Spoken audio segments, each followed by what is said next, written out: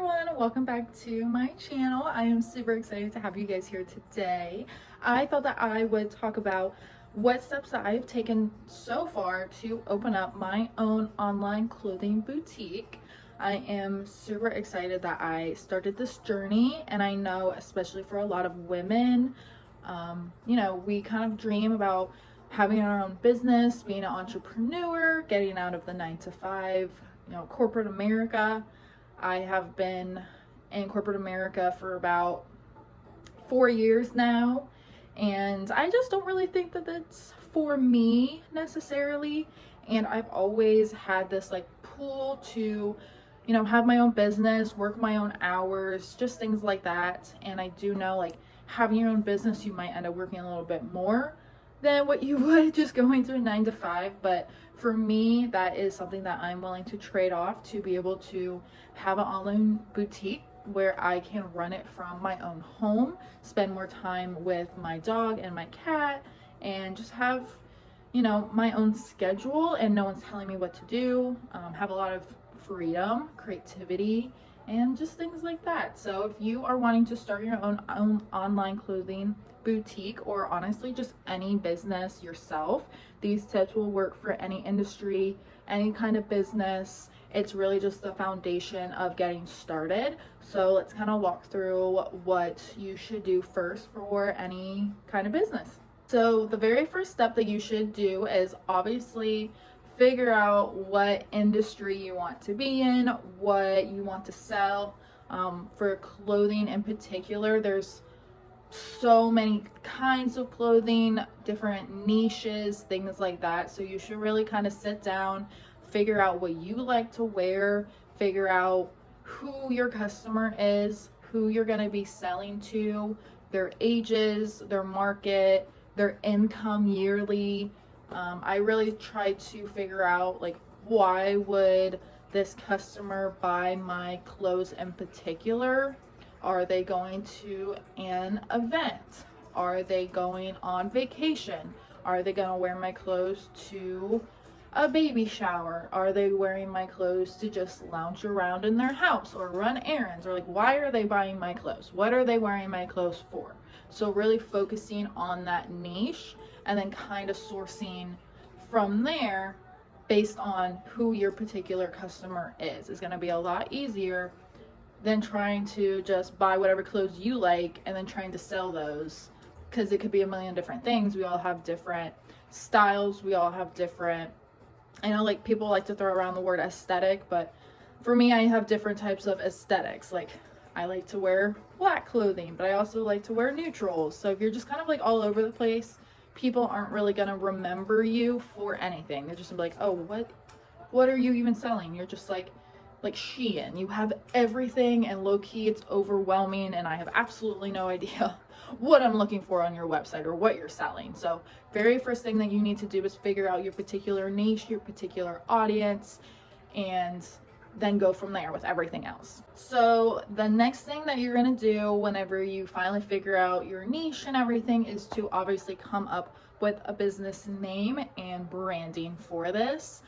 This can be particularly a hard part. I think for me, this was the hardest part of it. It honestly, and maybe you don't want to hear this, but it took me a while to really land on a name and a brand that I loved and that wasn't taken. That's super important. I did accidentally come up with a name and I didn't realize that it was already registered in my state as a company. So she reached out to me. She was super nice about it. She was just like, hey, like you can't use this. So I had to come up with a completely different name and brand. So it definitely took me, I want to say probably about a month to come up with something that I felt comfortable with, something that I loved, something that I think could scale. Like if you are trying to go a little bit bigger, like you need to come up with a name and a brand that can scale and that people are going to remember, and it's easy.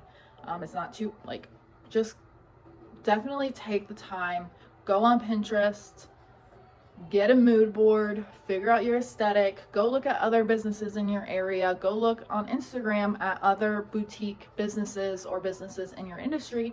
Don't copy their name, but figure out like, oh, I kind of like this style of name, or I kind of like this aesthetic. I like the luxury aesthetic. I like it to just be one word in my name, or I like this word and I like this word from this other business, so maybe I can put those together, things like that. So definitely look for inspiration. I think the name is honestly the hardest part in the beginning, and branding, especially if you're not like used to social media and really understanding what branding is. It can be really difficult, but really just take the time to learn it. There are a lot of free resources out there. YouTube, TikTok, there are so many social media managers and branding experts that talk about this stuff. So really just take your time. Don't try to stress out too much about it, because once you really land on your name and branding, everything's just going to come together. So definitely take your time in doing that. Okay, so another thing that you should be doing next after you kind of figure out like your branding and everything is obviously register your name with your state. How it works, at least in the state that I am in, you have to register your business with the state, or I will not even be able to buy any wholesale clothes. Like, I have to have a tax number to sell my products and even buy my products. So I had to register that. It also double checks that no one else in your state has your name, which is really helpful. And then make sure, like, if you are selling clothes, at least for me, like setting up an LLC, I know that I think that there might be some free websites that, you know, does it for you for free or for pretty cheap. I really don't think it's too expensive to set up an LLC, but just having that all in place is really helpful. And you don't have to worry about doing that later. Like at the end of the year, turns out your business was actually super successful. Now you're like freaking out because you have no idea what to do about taxes. You're like, I have no idea. And I don't even know how taxes work for a business yet. I obviously haven't gotten to that part, but I'm sure if you don't have, you know, your name registered or taxes, like you're not saving for taxes, I'm sure like an LLC might get a little complicated further down the line once your business kind of starts really making money. And then the IRS is like, hello, what is your business? Like, what do you mean that you've been doing business for a whole year? So definitely just go ahead and set that up, get that out of the way. And yeah, okay, so the next thing is setting up obviously your social media pages, and particularly for me, my Shopify account. I think Shopify is like $40-50 a month to, you know, sell your products on, but that is like the number one website that everyone sells their products on. So definitely make sure, you know, all of your social medias, your TikTok, if you're selling on Facebook, anything like that, Instagram, everything's all set up, it's ready to go. You know, you have your logo on there, you have just a good idea of what you want to be posting. Definitely come up with like at least a basic outline of a social media plan, so you're kind of not just winging it. Have some content pillars, like 3 content pillars of, I'm gonna do behind the scenes, I'm gonna post that on Tuesdays, and then on Thursdays I'm gonna post my products, and then on Saturdays I'm gonna post B-roll content, or just figure out like what type of social media content you want to make a 30-day content calendar, sit down on a Sunday. It might take you a few hours, but then you have content ideas for the next 30 days. Go that next weekend, make all of your content. It's good for the next 30 days. You don't have to worry about it. It's already done. And that helps just take a little bit of to do off of your plate, and hopefully makes everything a little bit less stressful for you. Okay, the next thing is to set up a separate business bank account.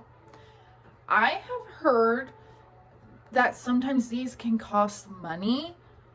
I personally bank with PNC, so it was really easy to set it up. I literally just set up, like, I just called them and I set up, I was like, hey, I need like a separate business bank account. And they literally just put it right on like my PNC app. Like I can transfer money from my personal account into my business bank account and vice versa. They sent me a separate, you know, business debit card and things like that. But everything that you are spending for your business, everything you are getting back for your business needs to go on a business bank account, because when the end of the year comes and you do have to do taxes, and let's say you hire someone to do your taxes for you, they're going to be like, okay, this personal checking account is all over the place. Like, this has 500 million transactions. I have no idea if this Amazon order for $100 was for your business or if it was for you for fun. So that can get really complicated. And then you can also just see like how your business is doing. Like all the profit goes in there, all the money that's coming out in there, and you're not mixing it with like your full-time income and stuff like that. So definitely see if you can open up a free business account with your current bank. And then if not, I do think like local credit unions and places like that do let you open up business bank accounts for free. But definitely set one up. It will be a lot easier for you financially, so highly recommend. And last but not least, I started sourcing for products and materials. It can definitely be super overwhelming, especially at the beginning when you are still trying to figure out like your niche, what you want to sell, especially clothing wise. There are a million wholesale websites, there's a million pieces of clothes, and when you're starting a small business or a small boutique, they really recommend you kind of start with like 5 to 7 pieces. So trying to source all of that and then trying to decide like which items are best and trying to figure out like hopefully these items sell, like fingers crossed that people are gonna like these first items, because that kind of determines the rest of the success on the business and the boutique. So if those don't sell, you're not gonna get your money back. So it is really stressful. I definitely say take the time to really figure out what wholesaler websites you like.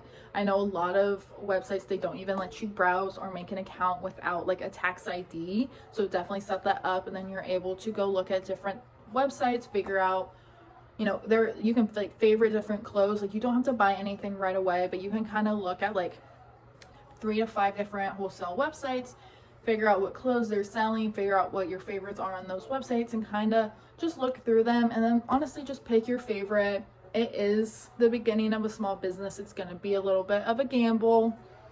It's called risk.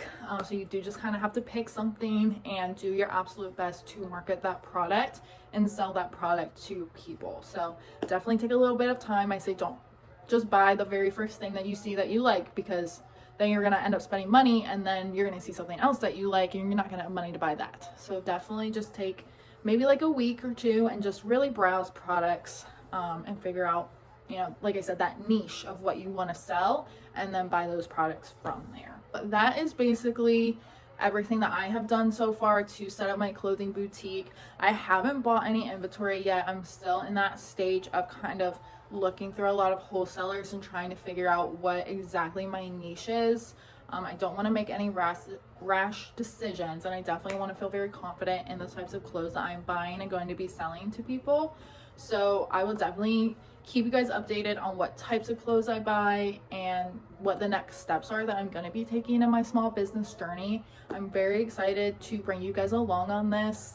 It's definitely something that I've been looking forward to starting, and I'm so glad that I'm going to be documenting this journey, and hopefully I can help other women especially start their own businesses, and we can all be successful together. So if you have any questions, or if you guys are starting your own small business, comment below. I would love to absolutely support you.